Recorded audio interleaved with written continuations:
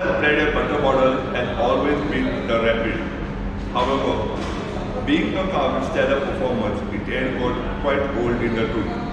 And Skoda knew they needed a new model to take over. So, could the Slavia take over where the Rapid left out? Let's find out.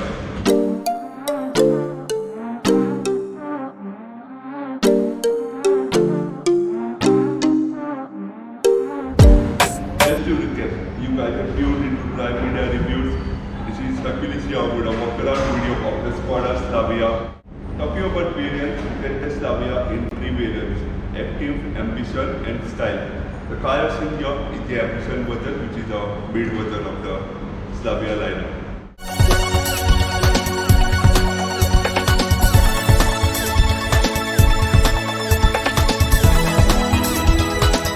Talking about the design, and you see this car has really taken off far from what the Rapid was. It looks so much style, it has so much style, it has so much of content and substance. You see the bonnet is long, there are light flamboyant lines here with a huge familiar Skoda grill, again with lots of chrome, and then headlights again full swept back headlights.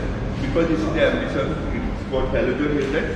Top end version to get LEDs, but you still get a TRL over here for the car as well. Coming lower down, you see the fog lights over here which are round, and triangular surround over here for the fog lights with a set of chrome as well. The LM is huge and looks great as well. Again, Skoda has plenty of design elements over here, and if you notice the bumper, there's a big spoiler down here as well. Talking about the side of the car again, it's got a lot of style and looks typically Skoda as well. I particularly like how the Skoda logo has been put in here with less of chrome, and again you have Skoda returning chrome over here, and it makes it to a small line that runs all the way into the back of the car. The wheelbase itself is pretty nice, and the wheels are pushed faster far away with big windows, which gives lots of space on the inside as well. With the wheelers, they are pretty nicely done, and overall the design of the car is very good as well. Talking about the wheels, these are 205/55 R16 alloy wheels, and you get pretty good silver finish, and you also get 195/55 R15 alloy wheels depending on the version you are going in with. Ground clearance of the Skoda Slavia, well, this car is pretty high, so you got 179 mm ground clearance, which is similar to 188 mm ground clearance what you get on the push-up. Also, another thing I like is the door handles. It's got chrome around here with the request button, so you can get in the car easily as well. Talking about the back of the car, the first thing you'll notice is the new lettering gone in the Skoda logo. You now get this lettering which is becoming common hereditary on most of the cars today. I like how the hood closes straight in, turns into a middle leaf spoiler and then flows down. And you've got pretty interesting tail lights over here. The tail lights that look like LEDs, and they kind of flow all the way into the boot of the car from the side as well. And you've got Slavia written over here with a cool recess for the number plate holder as well. Another interesting touch is the pair of reflectors on either side, and although this element over here is fake, it doesn't really look out of place. It looks nicely integrated into the car, and again you got this mini leaflet spoiler for the bumper as well. And while we're at the back, why not talk about the boot? 521 liters to be exact, and 1050 liters if you fold the seats down. And if you know, you couldn't really fold the seats down if you had a Rapid. Slavia has come with that feature, although there's loads of space in the car as well. But why not do our mandatory back testing as well, which is border now. And if you see, the loading is not too high, it's pretty great, and you have a deeper boot, so the luggage just goes in very easily as well. So, when you're looking around the car, you probably want to know about the features in each variant. Well, hit the link in the top right column, and on the flip side, you can just hit the link in our bio, take you straight to our website, give you in-depth analysis of which feature comes in which car, so help you choose your right car more easily.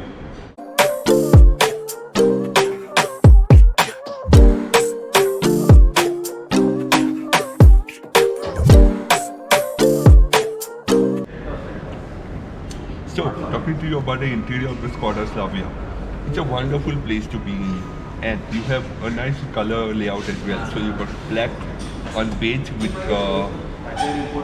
piano black and dull aluminium as well, which looks great. Rotary AC vents on either side with the chisel finish, looks nice and premium as well. And down here you got a simple AC vents with a blower as well. And if you notice, you might have seen the twin spoke steering wheel with this plenty of controls over here. And thank God they are not touch sensitive controls. And you see I got my hands all over them. They do not disturb. I like how this dull finish is for the volume, and it really feels premium as well. So then, talking about materials, we do have hard plastic over here and lower down as well, but it's not feeling out of place. It's pretty good plastic and pretty well laid out. I like how this cool finish over here below the touchscreen recessed edge and flamboyance of style as well. Storage on the other end, you have a small phone holder down here which holds your phone perfectly. And 3 cup holders over here, you have a small coin holder over here and a 12-volt socket down here. Another storage space down here below the armrest, but it's a bit small and this is out of the 12-volt socket, but it is there over here, so that's good enough. Other than that, you got a few controls out here. You got the auto start, stop, on off, and lock unlock function down here as well. And while we're talking about storage, why not open the glove box, which is deep enough and has plenty of space on the inside as well. Sitting otherwise is pretty comfortable. You see the seat is good, but it's very commanding and nice, and you feel very nice and soft in as well. It's not uncomfortable. It's not, you feel pretty good in it as well. And shoulder room is great, leg room is great, footwell area is pretty great, and you do have a small dead pedal down at the side as well. So, talking about what you get on the sun visor, you just get a small kit holder kind of rib down here, while the passenger gets a vanity mirror. But Skoda, where's the light? Well, I guess you get it in the top version because this is the mid version, and you have a full LED light down here, and simply clever features, sunglasses holder. Other than that, you got auto dimming inner rear view mirror. And big question, many of you all will say, where is the sunroof? Remember, this is the mid version, top end version pack in a sunroof, which many of you all know. So getting way more light than you see right now in the car as well. Another nice touch, if many of you all have seen, you got Skoda written here on either side, just in case you forget which car you're sitting in. Another function is this cool aircon controls over here, which are touch type, and it's just easy to use while out on the go. I don't visit out the physical controls, but look at this. You can just increase the fan speed and decrease it while driving, and you got all the other functions here as well. May I talk to you about the touchscreen? It's a huge touchscreen, plenty of features, and it's placed very nicely. So when you're driving, you can just scroll through all your functions of the car and just get in there as well. It misses out the physical controls, but you do have the shortcut buttons over here which are on the side, which will help you get into various functions of the car easily. I like how the layout is black on white. It's not too colorful. I did feel at start maybe because it's not colorful, it's a bit dull, but because it's not colorful, it doesn't distract your eye. It's like a standard color without the saturation being too much disturbing. So you can get in quite a lot of things in the car as well. So what do you have? You have the call, radio, navigation, Android Auto, Apple CarPlay, and Phone Connect, and there's plenty of other things as well. Let's do a speaker test and see. Well, as you see, the music system is pretty good, and you do get an 8-speaker high-performance music system in the top-end version. Then, talking to you about the instrument cluster again. It's a pretty nice instrument cluster, and Skoda has chosen to stay on the luxury end of side. You have this familiar black and white luxury kind of layout in terms of talk about colors for the instrument cluster, and that's really great. But once again, drive media repeats works perfect because you have the analog instrument cluster. No, we don't need those digital instrument clusters. They're just too disturbing. This is perfect. You just get all your dials in, all your information very easily, and you have a mini screen over here that tells you various functions of the car, like how it's showing now, that the door is open here because we are filming this car as well. So that's pretty much what we there on the cabin layout of the Skoda Slavia. let's hop into the back and see how much of space is there on offer, especially for large families who will be going in for this car pretty much. Talking about the back seat of the Skoda Slavia. First thing first, the seat is pretty comfortable and you get a good amount of views out from the front, the side and elsewhere. You have a large window so you can see a lot out of the car, and the window light is easier to use if you see, so you don't feel very cumbersome inside and you feel comfortable. The armrest again doesn't fall to the seat, so it is pretty comfortable, and you got twin cup holders down here as well. Biggest question is you got rear AC vents down here and twin USB sockets, so pretty good for a family sitting at the back. And I wonder if this rear AC vents really blow air into your face though, or would it really get into your legs? But that's a talk for another day when we take the car out for a drive. Otherwise, headroom is a bit limited for tall people, so you got to sit a bit lower or you will feel your top of your head scrape the sloping roofline of the car. Otherwise, no complaints. And tall passengers will find tire support a bit less, but it's not really a problem to worry about. The biggest question is the third passenger comfortable? Yes, it's rubbery, so you are quite comfortable, and you don't have the center console doesn't really strip too much out, so your legs, you can pretty much keep a kid down here, would be the most comfortable. As you see, tall passengers who are sitting a bit knees up, so it gets slightly uncomfortable. Would be better to have two adults on either side and a kid in the center. Would be really comfortable down here as well. Other than that, you got LED lights over here, you got the grab handle over here and a coat hanger, so pretty much what you would expect in a family sedan of this price. So, talking to you about engine options, you got two engines on offer. This is a 1 liter PSI petrol with 115 PS, 117 Nm of torque and 6-speed manual transmission. You don't get an auto on this one.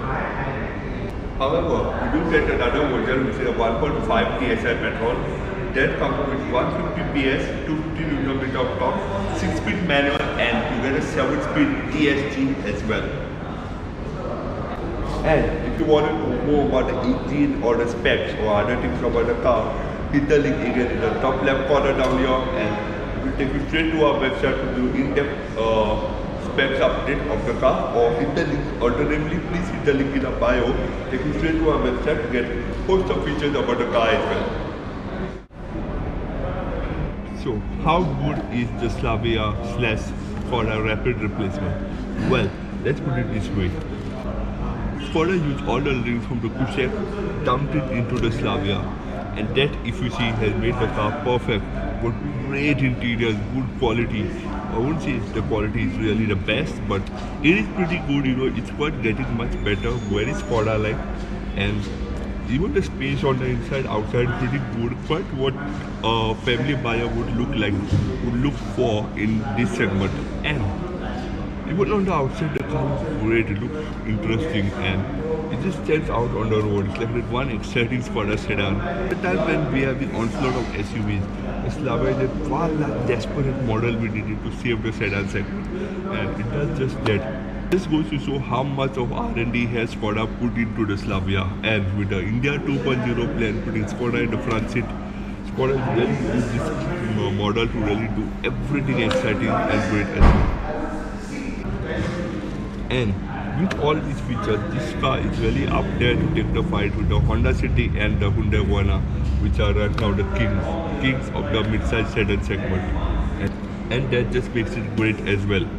So now, the folks at Skoda, if you're listening, we definitely want to see a Monte Carlo or a VRS version going lower down with better wheels. Ha ha ha ha. And on that note, let's wrap this video up. This is Drive Media Review signing off from Priority Skoda in Goa, India, quite far away from where we shoot in UK. We are right now here, so why not come and experience the Slavia as well. So till then, do remember to like, share, comment, subscribe. Please subscribe. Let's get into 1K soon. Do remember to visit our website www.drivemediareview.com for more. And till then, bye.